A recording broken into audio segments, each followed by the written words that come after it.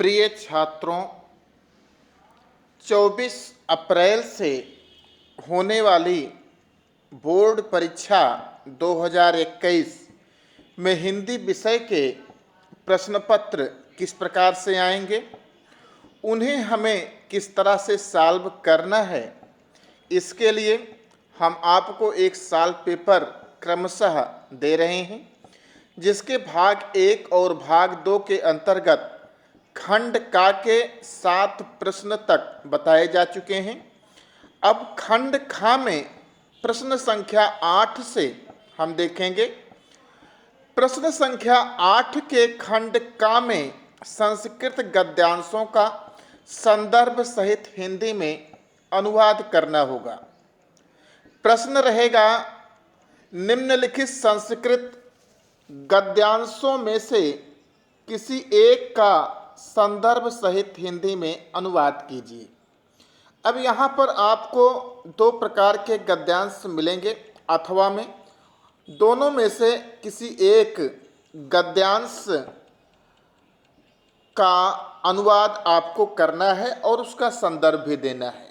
यहाँ पर लिखा गया है 2 + 5 = 7, अर्थात 2 अंक इसके संदर्भ के होंगे और 5 अंक इसके अनुवाद के होंगे। गद्यांश है, अतीते प्रथम कल्पे चतुष्पदा सिंहम राजा नाम अकुर्वन् मत्स्या आनंद मत्स्यम शकुनयः सुवर्ण हंसम तस्य पुनः सुवर्ण राज हंसस्य दुहिता हंस पोतिका अतीव रूपवती आसीत् सा तस्य वरम दात यत् सा आत्मनिश्चित रुचितम स्वाम मनम ब्रूयात् इति हंसराजः तस्य वरम दत्त्वा हिमवती शकुन संघे सन्निपतत् नाना प्रकार हंस मयूरादयः शकुनी गणा समागत्य एकस्मिन् महति पाषाण तले सन्निपतत्। इसका संदर्भ आप लोग लिखोगे। पाठ आप जान गए होंगे कि ये जातक कथा से है और जातक कथा में 2 कथाएं हैं, जिसमें यह नृत्य जातकम से संबंधित है। 2 कथाएं हैं, उलूक जातकम और नृत्य जातकम। तो ये नृत्य जातकम से है, तो आप संदर्भ लिखेंगे प्रस्तुत गद्यांश संस्कृत दिग्दर्शिका के जातक कथा पाठ के नृत्य जातकम शीर्षक से अवतरित है, और आप इसका अनुवाद कर लेंगे कि अतीते प्रथम कल्पे चतुष्पदा सिंहम राजा नाम अकुर्वन्, प्राचीन काल में प्रथम कल्प में चतुष्पदा अर्थात चौपायों ने, पशुओं ने सिंह को राजा बनाया। मत्स्य आनंद मत्स्यम, मछलियों ने आनंद मत्स्य को। योम शकुनयः सुवर्ण हंसम, और शकुने अर्थात पक्षियों ने सुवर्ण राज हंस को अपना राजा बनाया। तस्य पुनः सुवर्ण राज हंसस्य दुहिता हंस पोतिका अतीव सुरूपवती आसीत्, उस सुवर्ण राज हंस की दुहिता अर्थात पुत्री हंस पोतिका जिसका नाम था, वो बहुत ही रूपवती थी, सुंदर थी। सा तस्य वरम दात, उस सुवर्ण राजहंस ने अपनी पुत्री को वर प्रदान किया था कि यत् सा आत्मनिश्चित रुचितम स्वाम मनम वरम ब्रूयात् इति, वह अपनी आत्मा को जो उसे पसंद हो, जो उसे रुचि में हो, वैसा वर वरण कर सकती है। हंस राजा तस्य वरम दत्त्वा हिमवती शकुन संघे सन्निपतत्, हंसराज ने अपनी पुत्री को वर प्रदान करके हिमालय प्रदेश के एक बड़े पाषाण खंड पर पक्षियों के संघ के साथ, शकुनी संघे पक्षियों के संघ के साथ सन्निपतत् एकत्रित हुए। नाना प्रकार हंस मयूरादयः शकुनी गणा समागत्य, नाना प्रकार के हंस मोर आदि पक्षियों के एक समूह, गणा अर्थात समूह, वहाँ पर आए। एकस्मिन् महति पाषाण तले सन्निपतत्, और एक बड़े पाषाण तल पर एकत्रित हुए। तो प्रिय छात्रों, आपने संदर्भ दिया और अनुवाद दिया, इतना करने भर से आपको पूरे के पूरे 7 अंक प्राप्त हो जाएंगे। इसका फिर अथवा में भी एक गद्य आएगा, उसको भी आप चाहें तो उसमें से, दोनों में से किसी एक गद्य को आप अनुवाद कर सकते हैं। अथवा में दूसरा संस्कृत का गद्यांश दिया गया है। प्रीतः गुरुस्तम भाषत सौम्य विदित वेदित व्योष नास्ति किमपि अविदितम तौ अद्यत्वे अस्माकं देशः अज्ञानान्धकारे निमग्नो वर्तते। नार्यः अनाद्रियन्ते, शूद्राश्च तिरस्क्रियन्ते, अज्ञानिनः पाखण्डखण्डिनश्च पूज्यन्ते। वेदसूर्योदय मंत्र अज्ञानान्धकारं न गमिष्यति। स्वस्त्यस्तु ते उन्मय पतितान् समुद्धर स्त्रीं जातिं खंडय पाखंड खंडम इत्यो में अभिलाष इत्तमेव चा में गुरु दक्षिणा।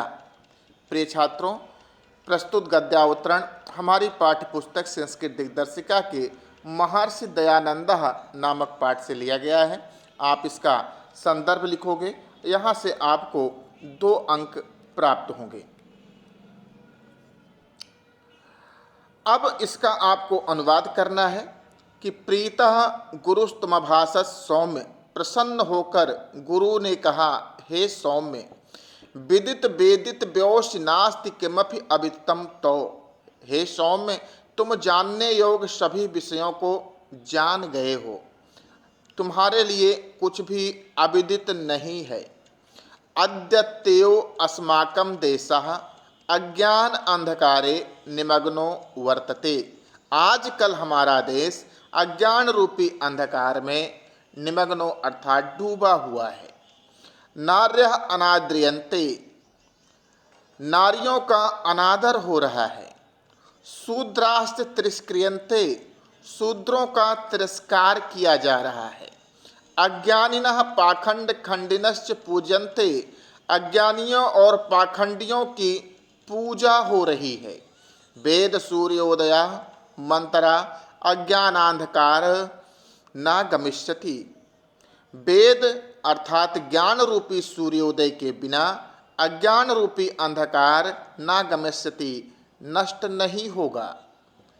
स्वस्तु ते उन्नमय पतितान समृद्धरम स्त्री जातिम खंडय पाखंडम इत्यो में अभिलाष इत्यो चा में गुरुदक्षिणा। स्वस्थ, तुम्हारा कल्याण हो। उन्मय पतितान, गिरे हुए को उठाओ। समुद्धर स्त्री जातिम, स्त्री जाति को उबारो। खंडय पाखंडम, पाखंड का खंडन करो। इत्यो में अभिलाष, यही मेरी अभिलाषा है। और इत्यो चा में गुरुदक्षिणा, यही मेरी गुरुदक्षिणा है। प्रिय छात्रों, खंड का के 2 गद्यांश में से किसी एक गद्यांश को करना है, संदर्भ देना है, अनुवाद देना है और आपको संदर्भ के 2 अंक तथा अनुवाद के 5 अंक, कुल 7 अंक यहाँ से प्राप्त होंगे। अब इसके प्रश्न संख्या 8 के खंड खा की तरफ हम चलते हैं। प्रिय छात्रों, प्रश्न संख्या 8 के खंड खा में, जैसे खंड का में इसमें गद्यांश दिया गया था, वैसे खंड खा में कुछ श्लोक दिए जाएंगे जो कि अथवा में 2 श्लोक आपको प्राप्त होंगे। उन श्लोकों में से किसी एक श्लोक का आपको संदर्भ सहित अनुवाद करना है और ये भी कुल 2 + 5 अर्थात 7 अंक का होगा। 2 अंक का उसका संदर्भ होगा और 5 अंक का अनुवाद होगा। जैसे इसमें दिया गया है, निम्नलिखित संस्कृत पद्यांशों में से किसी एक का ससंदर्भ हिंदी में अनुवाद कीजिए। राज्यम नाम नृपात्म जयस्म हृदयर जित्वा रिपून भुज्यते तल्लोके नातु याचते नाचा पुनर्दीनाय वादीयते कांक्षा चे नृपतित्व माप तुम चिरात कुर्वन्तु ते साहसम स्वयं वा प्रविशन्तु शांतमतिर्भुजुष्ट समायाश्रयम।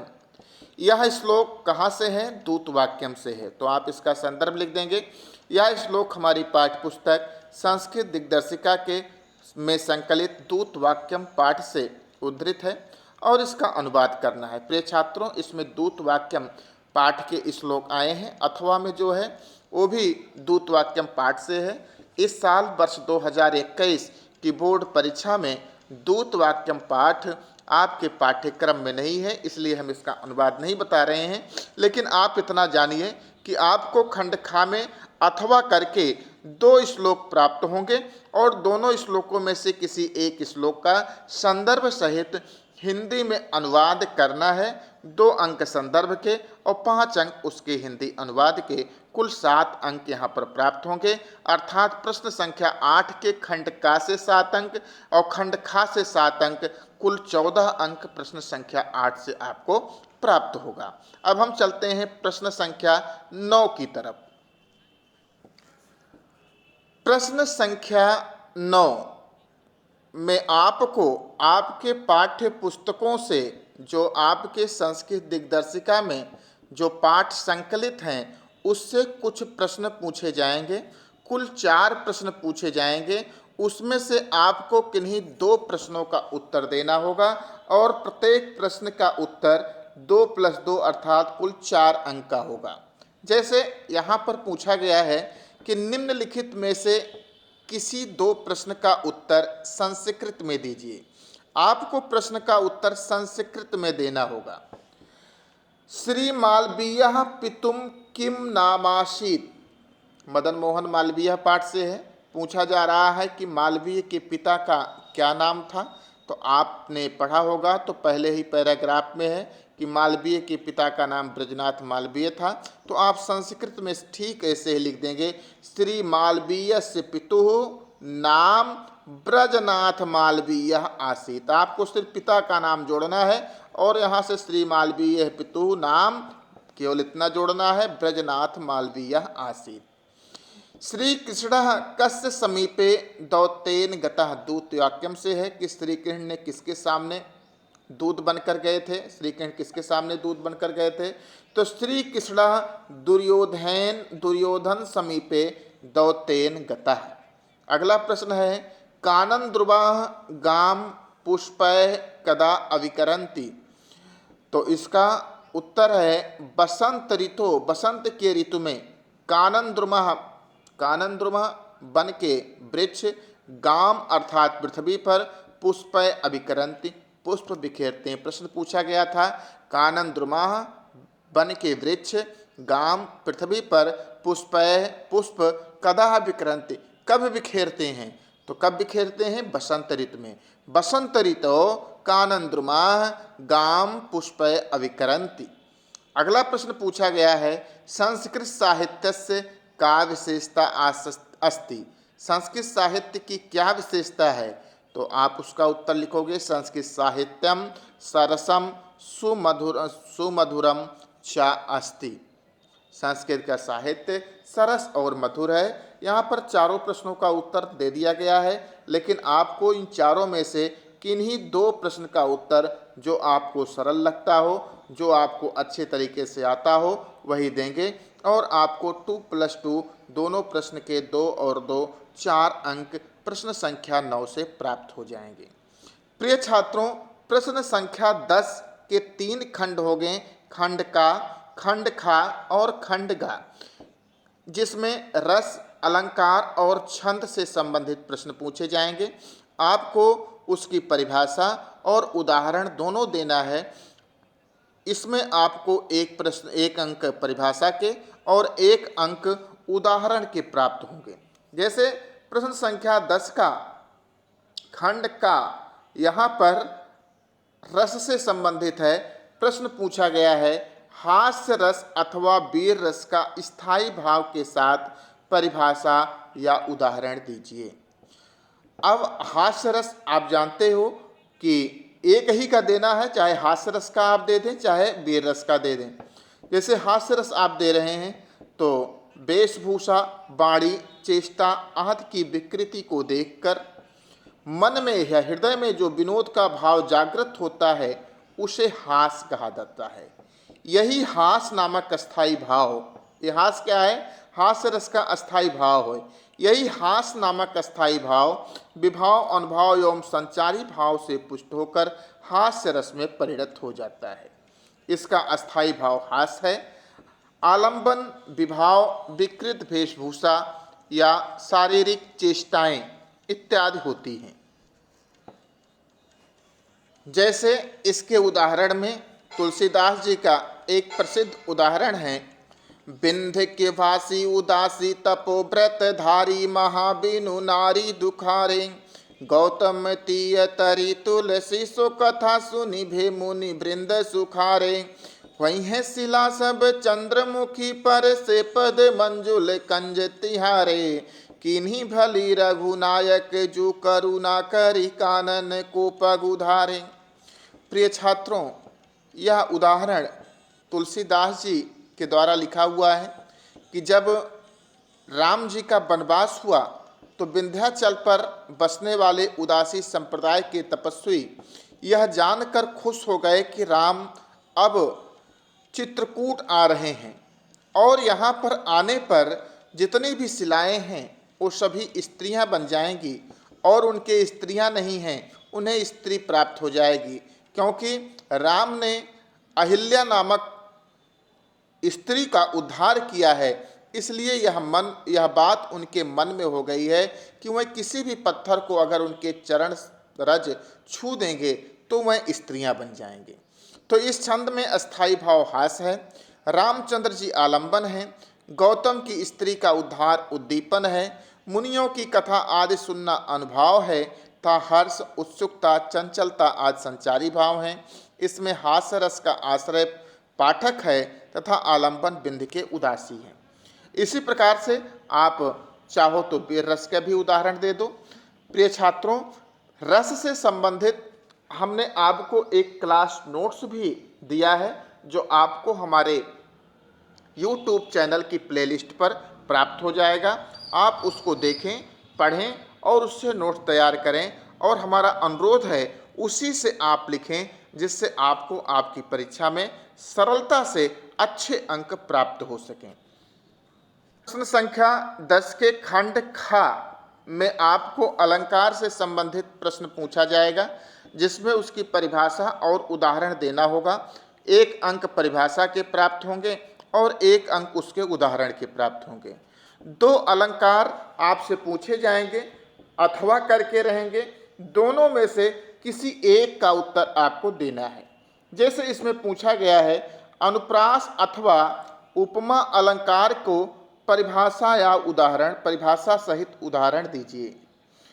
अब अनुप्रास अलंकार, जैसे हम एक उदाहरण ले लेते हैं। अनुप्रास अलंकार को आपको पहले परिभाषा देनी है कि वर्णों की आवृत्ति को क्या कहते हैं? अनुप्रास।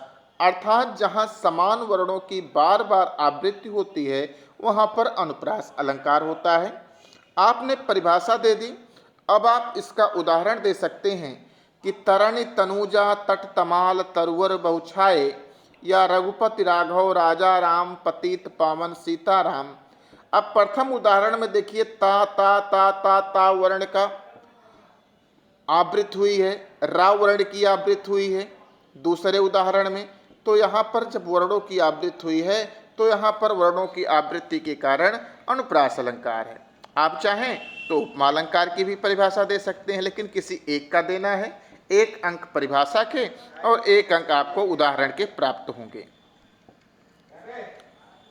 रस का खंडगा छंद से संबंधित होगा। आपको 2 छंद अथवा करके पूछे जाएंगे। उन छंदों में से किसी एक छंद की आपको परिभाषा और उदाहरण देना है। 1 अंक आपके परिभाषा को प्राप्त होंगे और 1 अंक उसके उदाहरण देने के प्राप्त होंगे। उदाहरण देते समय ये बात ध्यान रखिएगा कि उस पर मात्रिक छंद है तो मात्राओं की गणना आपके उदाहरण के ऊपर, पंक्तियों के ऊपर होनी चाहिए। जैसे इसमें प्रश्न पूछा गया है कि चौपाई अथवा दोहा छंद की मात्राओं के साथ उदाहरण और परिभाषा दीजिए। अब चौपाई छंद जैसे हम एक लेते हैं कि जैसे हमें चौपाई छंद का देना हुआ तो हम सिर्फ चौपाई छंद का देंगे। लिखेंगे कि चौपाई सममात्रिक छंद है, इसमें 4 चरण होते हैं और प्रत्येक चरण में 16 मात्राएं होती हैं। अंत में जगड़ और तगड़ का प्रयोग का निषेध है, अर्थात अंत में जगड़ और तगड़ नहीं आना चाहिए। जगड़ अर्थात 1 2 1 मात्रा और तगड़ का मतलब 2 2 1 मात्राओं का क्रम अंत में नहीं आना चाहिए। जैसे उदाहरण यहाँ पर दिया गया है कि निरख सिद्ध साधक अनुरागे, सहज स्नेहु सराहन लागे, होत न भूतल भाव भरत को, अचर सचर चर अचर करत को। तुलसीदास जी के रामचरितमानस से बहुत बढ़िया चौपाई है। और इसकी मात्राओं की गणना आप करोगे तो देख लोगे कि 16-16 मात्राएं प्रत्येक पंक्ति में हैं। और आप इसका स्पष्टीकरण लिख दोगे कि उपरोक्त उदाहरण के प्रत्येक पंक्ति में 16, प्रत्येक चरण में 16 मात्राएं हैं, इसलिए यह चौपाई छंद है। आप चाहो तो दोहा छंद का भी परिभाषा और उदाहरण लिख दो, लेकिन लिखना किसी एक को है और 1 अंक आपको परिभाषा के, 1 अंक आपको उदाहरण के प्राप्त होंगे। संख्या 11 निबंध से संबंधित होगा। आपको अपनी भाषा शैली में एक निबंध लिखना होगा। जैसे प्रश्न संख्या 11 में यहाँ पर पूछा गया है कि निम्नलिखित में से किसी एक विषय पर अपनी भाषा शैली में निबंध लिखिए। एक कुल 9 अंक का होगा। जैसे इसमें पूछा गया है भारत रत्न डॉक्टर APJ अब्दुल कलाम, शिक्षा में आरक्षण, विद्यालय में स्वास्थ्य शिक्षा का स्वरूप, भ्रष्टाचार समस्या और निवारण, जनसंख्या वृद्धि और बेरोजगारी। प्रिय छात्रों, कुछ विषय हर वर्ष पूछे जाते हैं, जैसे भ्रष्टाचार की समस्या निवारण, आरक्षण, स्त्री शिक्षा, जनसंख्या वृद्धि, विज्ञान वरदान या अभिशाप या पर्यावरण सुरक्षा। इन विषयों पर आपसे हर वर्ष निबंध पूछे जाते हैं। इन विषयों पर आप निबंध तैयार कर लीजिए और उसे लिखकर देख भी लीजिए, जिससे आने वाली परीक्षा में एक अच्छा निबंध लिखकर आप उस पर अंक प्राप्त कर सकें। निबंध 2 खंड में इसको जो है नंबरिंग की जाती है।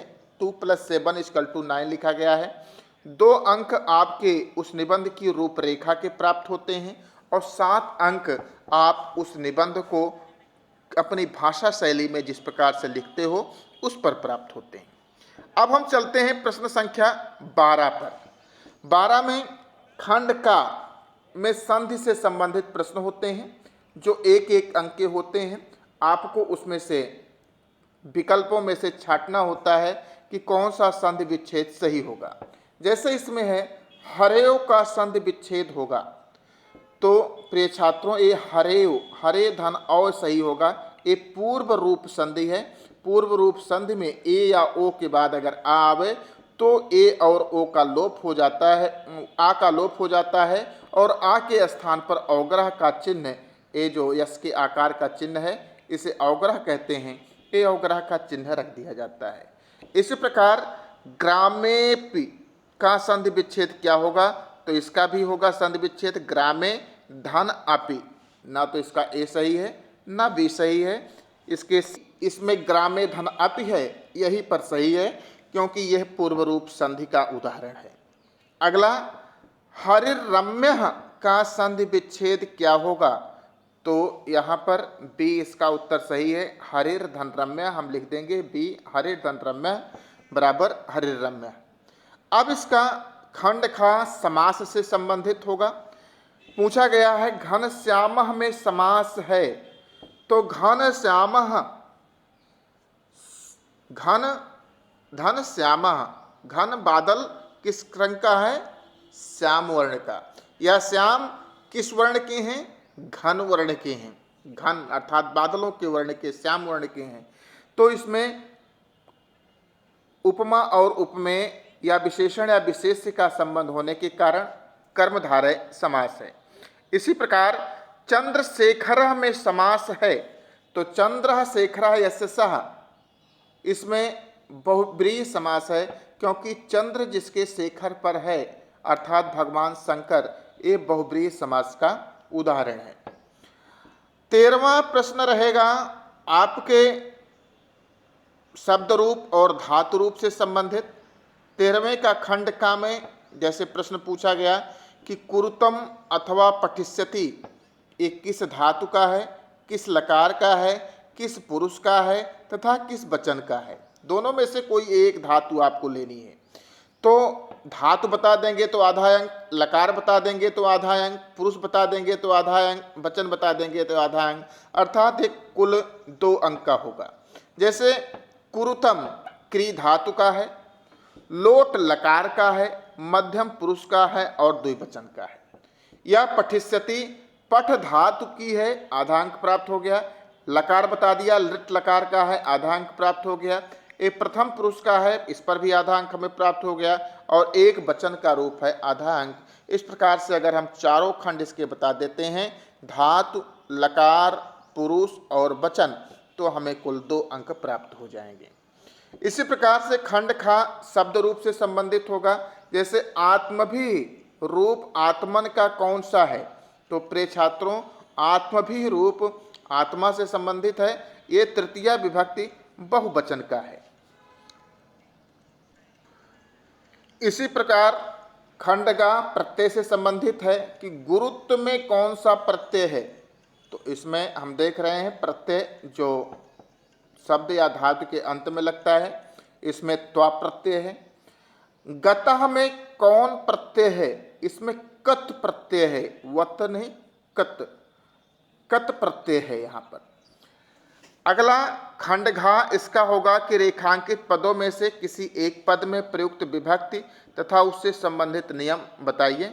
हमने अपने चैनल पर इससे संबंधित सभी विभक्तियों से संबंधित नियम और उदाहरण आपको समझा दिए हैं। आप वहां से जाकर सभी विभक्तियों को आसानी से पढ़ और समझ सकते हो। यहाँ पर पूछा गया है कि रेखांकित पदों में से किसी एक पद में प्रयुक्त विभक्ति तथा उससे संबंधित नियम का उल्लेख कीजिए।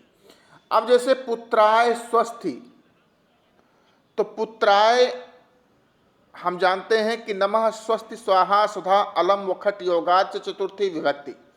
तो जहां पर नमः स्वस्ति स्वाहा सुधा अलम और वखट शब्दों का योग होता हो वहां चतुर्थी विभक्ति है। तो पुत्राय में कौन सी विभक्ति है, चतुर्थी विभक्ति है। वृक्षात फलानि पतन्ति, तो ये नियम है कि ध्रुवम पाए अपादानाम, अर्थात जिससे कोई अलग होने का भाव हो वहाँ पर पंचमी विभक्ति होती है। तो वृक्ष से फल गिरते हैं, फल किससे अलग हो रहे हैं, वृक्ष से, इसलिए वृक्षात शब्द में पंचमी विभक्ति है और इसका सूत्र हम दे देंगे ध्रुवम पाए अपादानाम। सीता भवनम प्रति गच्छति, नियम है अभितः परितः समया निक्सा हा प्रति योगे अपि, इसमें द्वितीय विभक्ति होती है। तो सीता भवनम प्रति गच्छति, तो यहाँ पर भवनम में क्या है, द्वितीय विभक्ति है। प्रश्न संख्या 14 आपके संस्कृत में अनुवाद से संबंधित होंगे। आपको 4 वाक्य दिए होंगे, उनका संस्कृत में आपको अनुवाद करना होगा। उसमें से किसी 2 का आपको संस्कृत में अनुवाद करना होगा और अनुवाद आपको 2 + 2 4 अंक के प्राप्त होंगे। जैसे मेरे घर के चारों ओर बगीचा है, आप इसका संस्कृत में अनुवाद कर दीजिए। मम गृहम परितः उद्यानम अस्ति, वह दोनों पढ़ने के लिए विद्यालय गए। तौ पठनाय विद्यालयम आगच्छताम, चोरों ने धनिक का धन चुराया। चौराह धनिकस्य धनम अचौरयन। पंचशील शिष्टाचार संबंधी सिद्धांत है, पंचशीलम शिष्टाचार विषय का सिद्धांतः सन्ति। तो प्रिय छात्रों इसमें से किसी 2 का करना है और 2-2 अंक 4 अंक प्राप्त हो जाएंगे। इस प्रकार से आपके बोर्ड परीक्षा में हिंदी के 3 खंडों में हमने आपको बताया कि किस तरह से आपको प्रश्न आएंगे और आपको किस तरह से उत्तर देना होगा। अगले भाग में हम आपको अंशाल पेपर हल कराएंगे, आप उसकी प्रतीक्षा कीजिएगा। आप स्वयं से हल करने का प्रयास कीजिएगा कि किस तरह से आपको अपने बोर्ड परीक्षा में हिंदी के प्रश्न पत्र को हल करना है। ये वीडियो आपको कैसा लगा, इसके बारे में आप हमें कमेंट बॉक्स में अवश्य लिखिएगा और वीडियो को लाइक और शेयर भी कीजिएगा। धन्यवाद।